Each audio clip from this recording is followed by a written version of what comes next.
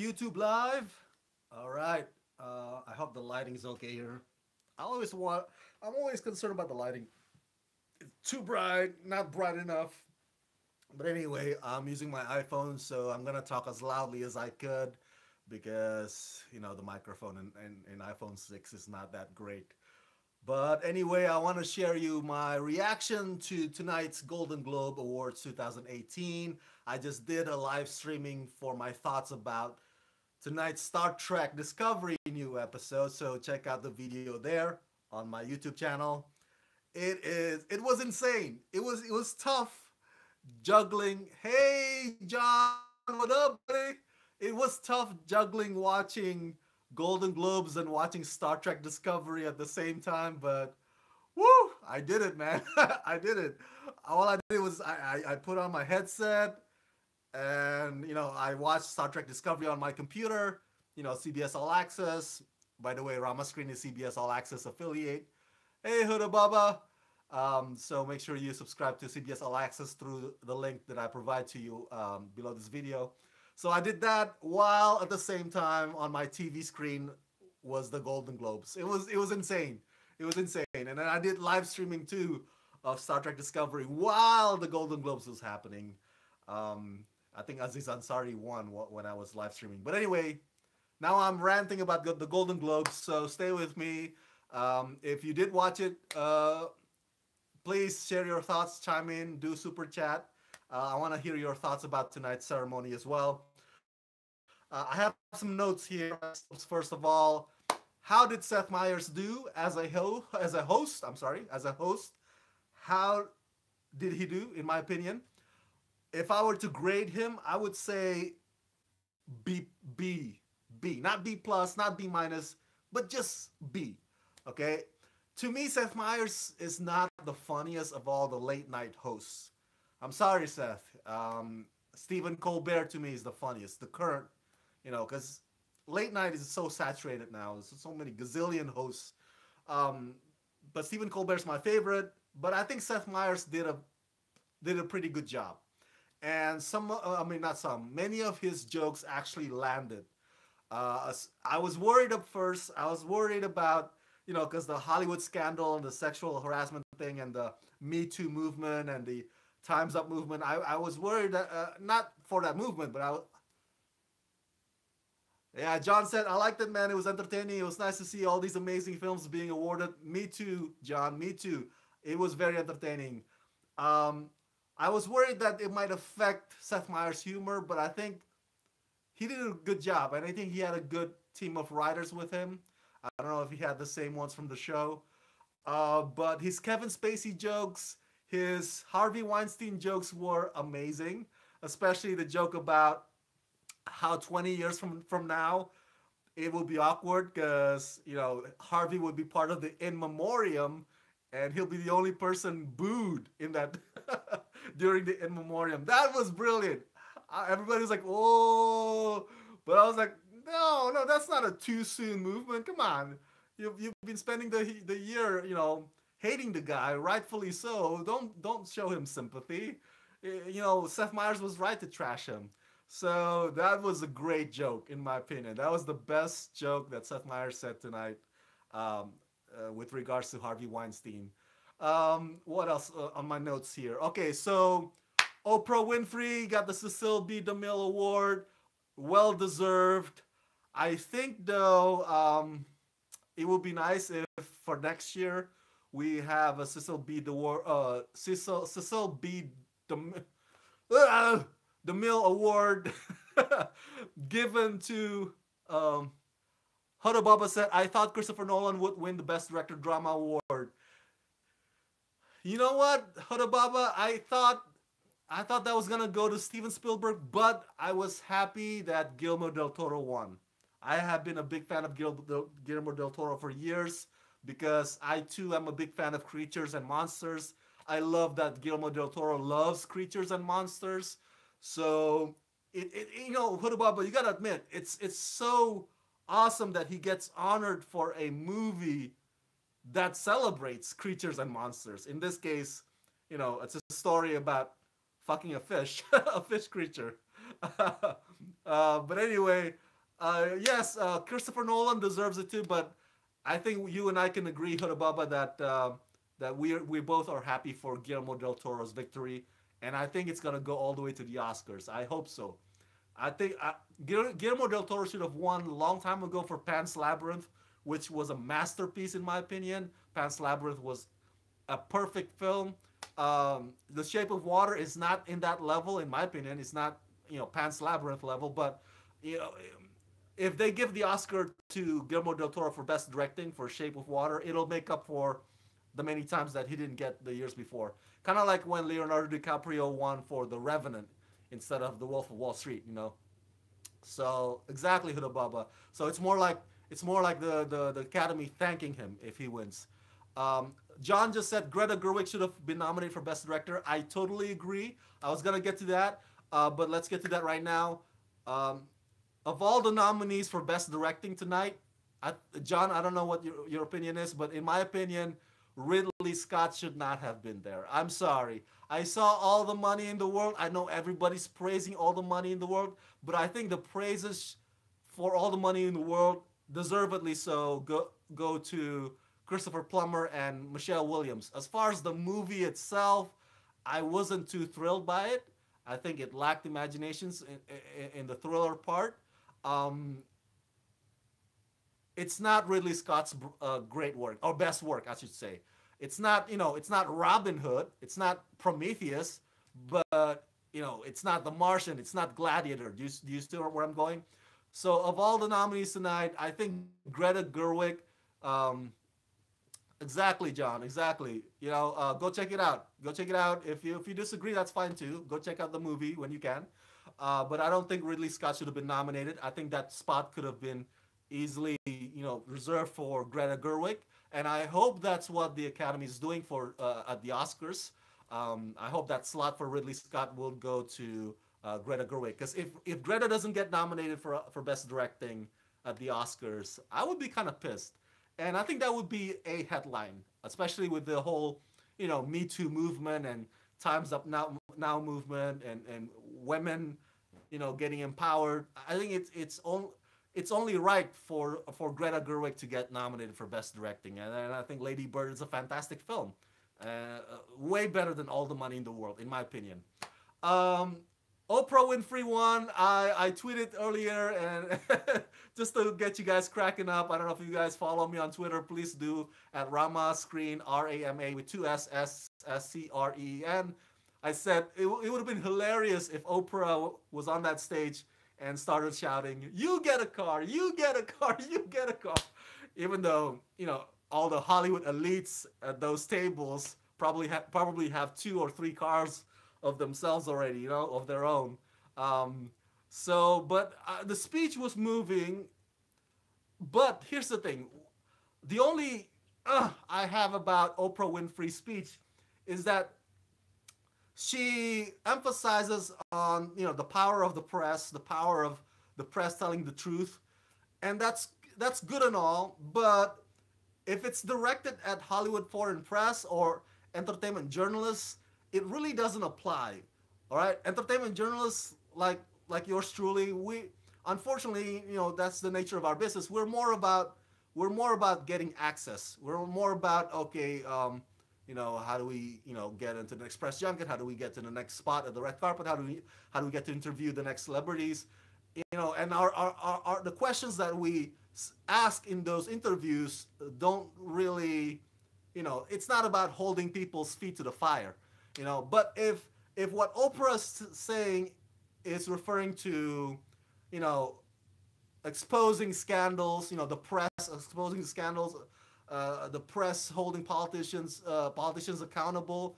If Oprah's comment is referring to that, then I totally agree because the media, as in Politico, CNN, all those guys, they're supposed to hold politicians, feet to the fire. They're not supposed to be about getting access. They're not supposed to be about getting cozy. Unfortunately, that's the case.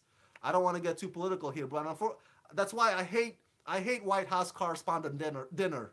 It doesn't matter if it's President Obama or President Trump. The relationship between media and the White House is supposed to be adversarial. It's not supposed to be cozy. You know, it's not supposed to be about taking sides, which party to support. All right, so um, I I I want that fraction of the media to take that away from Oprah Winfrey's speech. As far as entertainment media, it doesn't really apply unless it's about exposing scandals or sexual harassments. Then that's all fine and dandy too. So that's my only comment about Oprah Winfrey's speech. The Me Too movement, the Times Up movement tonight, um, pretty much took over the Golden Globes. Everybody was wearing black. Um, I even made my Twitter and personal Facebook account the profile picture black in support of this movement.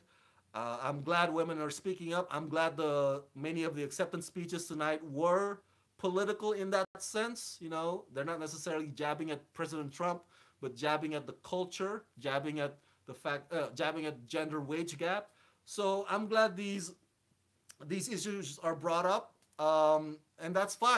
I know there are people who say, "Oh man, why do celebrities have to politicize everything? Why can't they just stick to their own, sandbox and just entertain us? Be a dancing clown, be a dancing monkey, and be nothing more than that." No, I disagree. All right, these celebrities have a platform.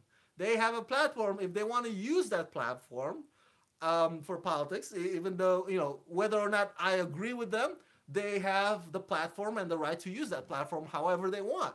So just like I have my platform right here with you guys.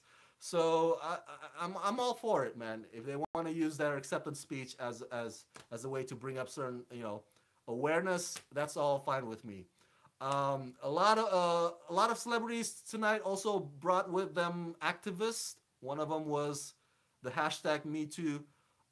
Hey John, oh no, you're the smart one, John. I'm not smart. I'm just a guy who talks a lot. The Me Too movement. So that was cool. Let's see what else do I have on my notes here. Oh, let's get to my predictions. How did I do? And how did you guys do on your predictions? Okay, so we talked about Guillermo del Toro, what? Right? Okay, best picture. Holy crap! Oh, I was vouching for the post. I mean, I didn't expect Three Billboards to win, but I'm happy for Three Billboards to have won.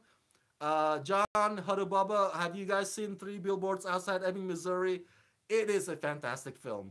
Okay, a lot of us, well, fans or audiences, I should say, cinema goers, often complain that there are not original stuff anymore. That there are only prequels, sequels, remakes, and reboots. Well, you want original stuff, right? Three Billboards Outside Ebbing, Missouri is original. It's original screenplay. It's a story like no other. It's very provocative. It and it's great acting, man. So I'm happy that Martin McDonagh won for best screenplay. Frances McDormand won for best actress, and Sam Rockwell won for best supporting actor. I'm so happy for Sam Rockwell. I've been a huge fan of his since his day in the '90s Teenage Mutant Ninja Turtles movie. Do you remember that? He played one of the gang kids. Um, he was so young back then. So Sam Rockwell, this is your time to shine, baby. Hopefully you win also the Oscar. I'm about 100% sure now that Frances McDormand will win her second Oscar this year. She's won Oscar before years ago for Fargo. Let's see what else. Saoirse Ronan won for Best Actress Musical Comedy. Oh, that girl, she's gorgeous, man. I mean, wow, she's pretty fly for a white girl.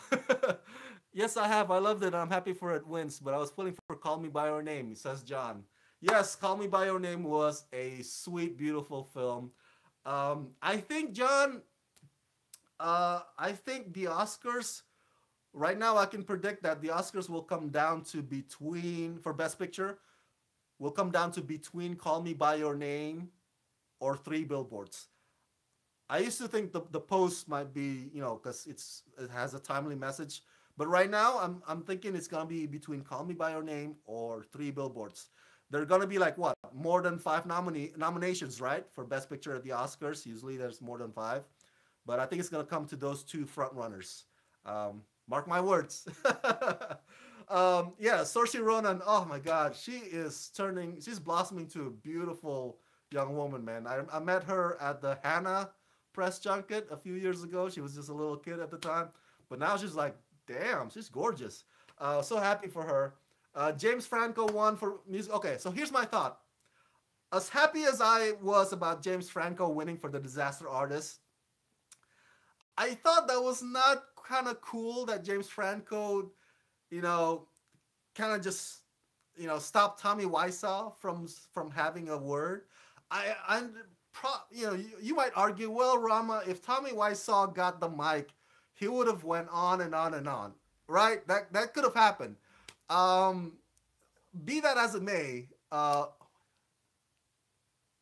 Huda Baba. um, be that as it may, man, that was not. It just the optics was not cool. The whole James Franco's like, hey, he was stopping Tommy Wiseau from speaking. I was hoping that that James Franco would at least give Tommy Wiseau the last 2 seconds. Um, but exactly right, Huda Baba. I wanted to hear what he wanted to say too. I was hoping James Franco would have given the last 2 seconds to Tommy, but James Franco didn't do that. It was just like, come on, James, you owe Tommy Wiseau this movie. You owe Tommy Wiseau your win, and before Tommy went up on the stage, um, the camera panned to Tommy. Right, it was for a previous category. I forgot what it was, and uh, yes, exactly, John. And the camera was panning to Tommy, and Tommy was sitting all the way in the freaking back. I was like, he was not even sitting with the disaster artist table, and I was like, what the hell? That was not cool. So Tommy Wiseau didn't even get to be at the cool kids table. I was like, dude, what the hell? Okay, you want what the fuck? I want to say what the hell, but I'm just so pissed. Come on, James, don't do Tommy like that, man. I met Tommy, by the way, last year at Long Beach Comic Con. One of the coolest guys on earth. Of all the celebrities I've met, Tommy was, you know, if you ask me of all this, who's your favorite or who left you the great impression, Tommy, man. And to see Tommy tonight sitting all the way in the back, that was just not cool. I was disappointed in James Franco for that one moment. Now everybody's gonna make a. Hey John, John says thanks again for letting me be your plus one at the Disaster Artist screening. No problem, John. I was happy and I'm still happy to have had you there with me at the Disaster Artist screening. So James, not cool, James. Totally not cool. Let's see what else. So I don't want to go too far. Allison Janney, of course, he's gonna win Oscar for that. On the TV side, it's Big Little Lies moment, of course. No surprise there. Elizabeth Moss, The Handmaid's Tale won Best Drama, of course. No surprise there either. And if you notice, Golden Globes every year likes to honor new series, freshman series. The time when they honor the Jungle in Mozart. I'm sorry, Mozart in the Jungle, the Jungle in Mozart, Mozart in the Jungle, and then they honored Atlanta. Do you remember that? And so the new series this year that they honored was The Marvelous Mrs. Maisel, which I had not seen yet, but Golden Globes does that every year. That's Hollywood Foreign Press loves the new Kid in the Block, the new series. Big Little Lies wins big, of course, for TV miniseries. And that's it. The Handmaid's Tale won Best Drama. What's my last note here? I think I thought I had my last note. Nope. Okay. I guess that was it. So overall, I thought it was a pretty decent ceremony. There was nothing too controversial. I mean, could you imagine? Could you imagine if Ricky Gervais had hosted tonight's ceremony? After a whole year of Hollywood scandal and Kevin Spacey, Just imagine what Ricky Gervais would have said on the stage. So Seth Meyers was a safe play, was a safe, you know, safe choice by the Hollywood Foreign Press. And yeah, Seth did an okay job. If only Seth doesn't sound like he's reading the teleprompter all the time, though. I mean, like I know he's reading it, but he sounds like reading it. Like if only he can make it, if only he can make himself sounding less like oh, but I totally get it. So that's it. Those are my thoughts about or my reaction to the Golden Globes, my rant about the Golden Globes 2018. Share your thoughts in the comment section below. Huda Bubba says, yes, it felt rushed sometimes. Exactly. I totally agreed. So share your thoughts in the comment section below. And thanks for chiming in, especially Huda Bubba and John from The Real Talk. By the way, check out The Real Talk YouTube channel. It's a great YouTube channel, guys, for movie reviews. John is your host there. It's The Real Talk, REELTALKK, two Ks, YouTube channel. Subscribe. And make sure you subscribe to my channel as well. And if you can support me, thank you, Huda Baba. If you guys can support Rama Screen channel, please do so at patreon.com/Rama Screen. That's patreon.com/Rama Screen. $1 or $2 per month can go a long way. No problem, John. Hey, you got my back. I got your back, man. So if you can support Rama Screen channel, please do so. I would love to have you as my patrons. There's all kinds of rewards there. That's once again patreon.com/Rama Screen. John from The Real Talk is one of Rama Screen patrons, so he can let you in on why it is awesome to become a Rama Screen patron. So thank you guys, and see you at the Oscars. All right, stay tuned. Let's rock this.